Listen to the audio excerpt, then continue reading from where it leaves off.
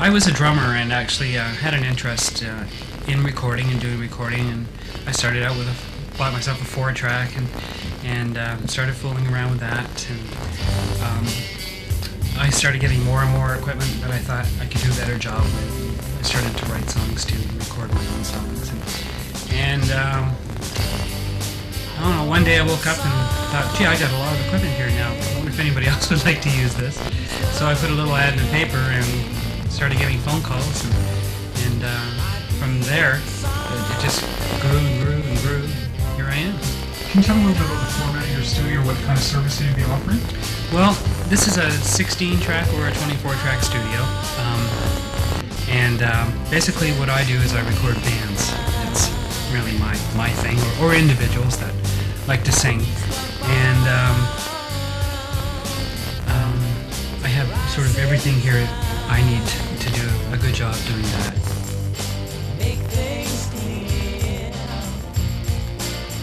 Well, this is the mixing board, and it's fairly new, and it's big enough to handle the 24-track and the 16-track.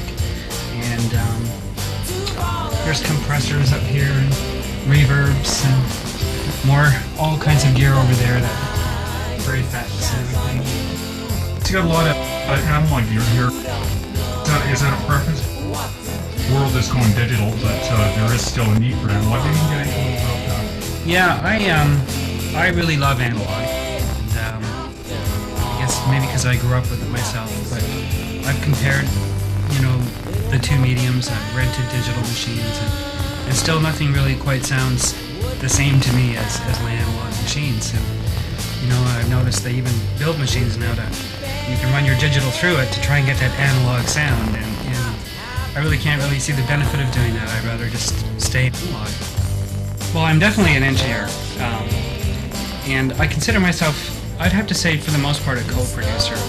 I'm usually working with the bands who have a pretty good idea of what they want, and it's my job to get it for them. Now, maybe that's a producer's role, but I don't know. I don't really feel that I should take full credit for something most of the time. Sometimes I actually do fully produce something, and that's a real joy.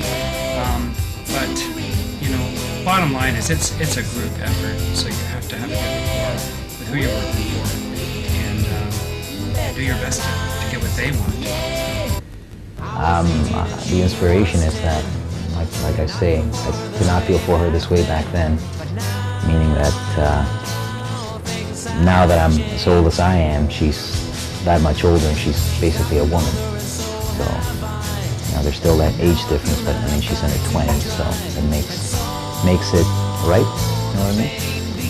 What's the game plan with this tune, or are you working on a series of tunes? Well, yeah, that's what I'm doing. I'm just working on a series of tunes, and hopefully, see where it goes. I've done the band thing, and with members dropping out and stuff like that, and the core is still there. Recommend anybody who wants to get into recording to just do it themselves for the first little while. Just gives you you cut your teeth on the feel of what it's like to hear yourself on tape, and how the process works, the whole multi-tracking stuff.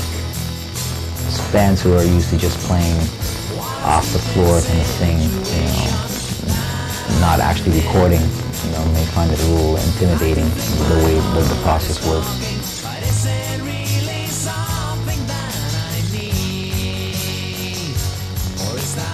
This actual thing that I recorded here was actually, oddly enough, it's half of it is 8-track that I did at home, reel to reel, and it's actually a drum machine that I sort of played off pads, and there's a bass player who's the other half of the project, or rather what's left of the core of the band. That's what the project is at the moment.